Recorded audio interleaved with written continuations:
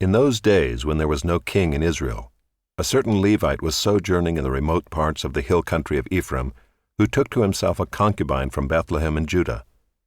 And his concubine was unfaithful to him, and she went away from him to her father's house at Bethlehem in Judah, and was there some 4 months. Then her husband arose and went after her to speak kindly to her and bring her back. He had with him his servant and a couple of donkeys, and she brought him into her father's house. And when the girl's father saw him, he came with joy to meet him. And his father-in-law, the girl's father, made him stay, and he remained with him 3 days. So they ate and drank and spent the night there. And on the 4th day they arose early in the morning, and he prepared to go. But the girl's father said to his son-in-law, "Strengthen your heart with a morsel of bread, and after that you may go."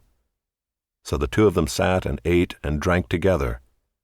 And the girl's father said to the man, "Be pleased to spend the night, and let your heart be merry." And when the man rose up to go, his father-in-law pressed him, till he spent the night there again. And on the 5th day he arose early in the morning to depart. And the girl's father said, "Strengthen your heart, and wait until the day declines." So they ate, both of them. And when the man and his concubine and his servant rose up to depart, his father-in-law, the girl's father, said to him, "Behold, now the day has waned toward evening. Please spend the night. Behold, the day draws to its close. Lodge here and let your heart be merry, and tomorrow you shall arise early in the morning for your journey and go home." But the man would not spend the night. He rose up and departed and arrived opposite Jebus, that is, Jerusalem. He had with him a couple of saddled donkeys, and his concubine was with him. When they were near Jebus, the day was nearly over, and the servant said to his master, "Come now, let us turn aside to the city of the Jebusites and spend the night in it." And his master said to him, "We will not turn aside into the city of foreigners, who do not belong to the people of Israel, but we will pass on to Gibeah." And he said to his young man, "Come and let us draw near to one of these places and spend the night at Gibeah or at Ramah." So they passed on and went their way. And the sun went down on them near Gibeah, which belongs to Benjamin, and they turned aside there to go in and spend the night at Gibeah. And he went in and sat down in the open square of the city, for no one took them into his house to spend the night. And behold, an old man was coming from his work in the field at evening. The man was from the hill country of Ephraim, and he was sojourning in Gibeah. The men of the place were Benjaminites. And he lifted up his eyes and saw the traveler in the open square of the city. And the old man said, "Where are you going?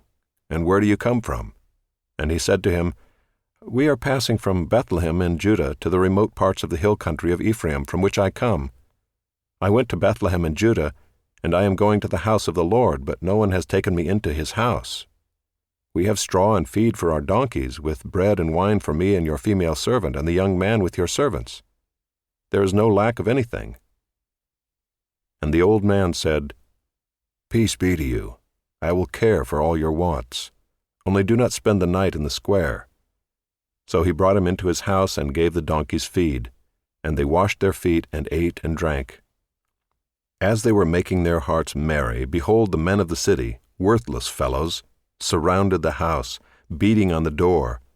And they said to the old man, the master of the house, "Bring out the man who came into your house, that we may know him." And the man, the master of the house, went out to them and said to them, "No, my brothers, do not act so wickedly. Since this man has come into my house, do not do this vile thing.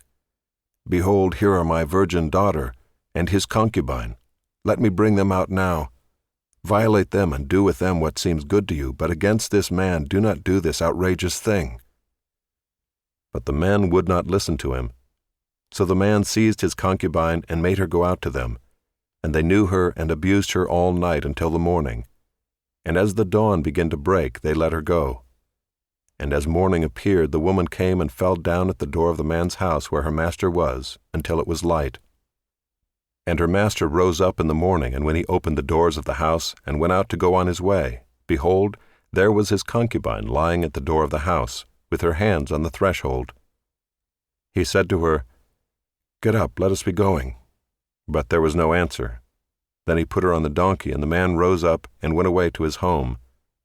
And when he entered his house, he took a knife, and taking hold of his concubine, he divided her limb by limb into 12 pieces, and sent her throughout all the territory of Israel.